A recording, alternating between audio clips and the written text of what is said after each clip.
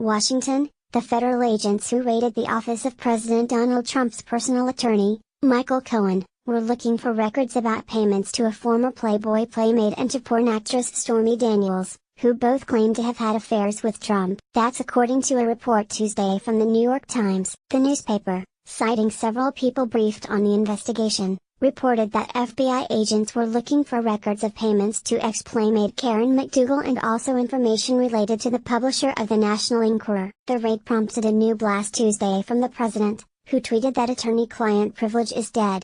And White House Press Secretary Sarah Huckabee Sanders said that the president thinks he can fire special counsel Robert Mueller, but isn't taking that step now. McDougal has said she carried on an affair with Trump in 2006 after the birth of his son. The Enquirer's publisher, American Media Incorporated, paid McDougal $150,000 but never published her story. AMI has said she was paid to become a fitness columnist. The Associated Press has confirmed that agents on Monday also seized records related to a $130,000 payment made to Daniels, who says she had sex with Trump in 2006. A furious Trump, who in the past month has escalated his attacks on Mueller's Russia investigation, said Monday from the White House that it was a disgrace that the FBI broke into his lawyer's office. He called Mueller's investigation an attack on our country, prompting new speculation that he might seek the removal of the Justice Department's special counsel. On Tuesday, Sanders said Trump believes the raid on Cohen's office went too far, but she also said that it's a separate investigation from Mueller's probe. Still, Trump certainly believes that he has the power to directly fire Mueller, she said, and he has been advised that he has that authority. She did not say where the advice came from. Justice Department guidelines say only Deputy Attorney Rod Rosenstein, who appointed Mueller last May, has the authority to fire him and only for specific cause. Rosenstein has repeatedly said that he has not seen any reason to dismiss Mueller. The raid was overseen by the U.S. Attorney's Office in Manhattan and was based in part on a referral from Mueller, said Cohen's lawyer, Stephen Ryan. The decision by the U.S. Attorney's Office in New York to conduct their investigation using search warrants is completely inappropriate and unnecessary, Ryan said in a statement. It resulted in the unnecessary seizure of protected attorney-client communications between a lawyer and his clients.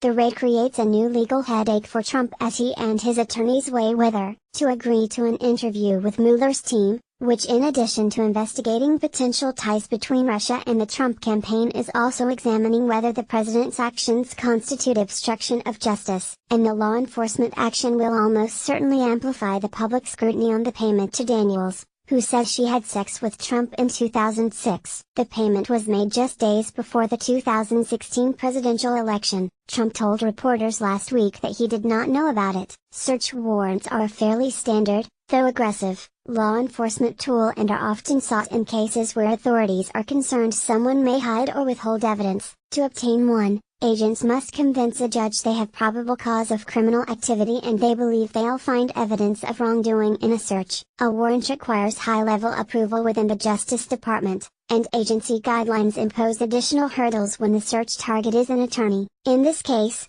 Mueller opted to refer the matter to federal prosecutors in Manhattan. Besides Cohen's office, agents also searched a hotel room where he's been staying while his home is under renovation. Under Justice Department regulations, Mueller must consult with Rosenstein when his investigators uncover new evidence that may fall outside his original mandate. Rosenstein then will determine whether to allow Mueller to proceed or to assign the matter to another U.S. attorney or another part of the Justice Department.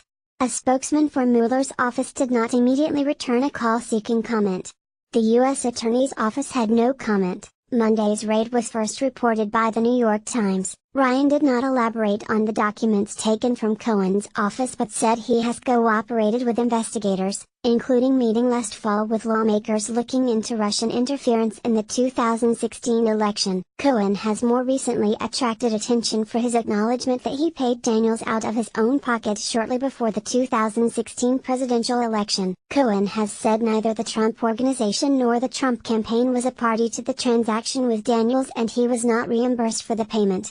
Several former officials at the Federal Election Commission have said the payment appears to be a violation of campaign finance laws, and multiple Washington-based groups have filed complaints with the FEC, urging it to investigate. There have been few signs that Mueller was interested in investigating the payment, though. One Mueller witness, former Trump aide Sam Nunberg, recently connected the special counsel with the payment, saying in an interview on MSNBC last month that prosecutors had asked him about payments to women. Trump answered questions about Daniels for the first time last week, saying he had no knowledge of the payment made by Cohen and he didn't know where Cohen had gotten the money. The White House has consistently said Trump denies the affair.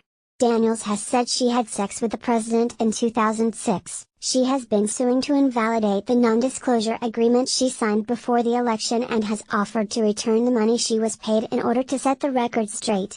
Daniels argues the agreement is legally invalid because it was signed by only Daniels and Cohen, and was not signed by Trump. Last month, Daniels' attorney, Michael Avenatti, sent letters to the Trump Organization demanding the business preserve all of its records relating to the $130,000 transaction. The letter demanded they preserve all emails by Cohen that mention Daniels, whose real name is Stephanie Clifford, as well as any emails and text messages related to the alleged relationship. He sent similar demand letters to two banks, City National and First Republic, asking they preserve documents connected to the transaction. Avenatti also enclosed an email showing Cohen had used his Trump Organization email address in correspondence with a representative from First Republic. In the email, the representative said funds had been deposited in Cohen's account,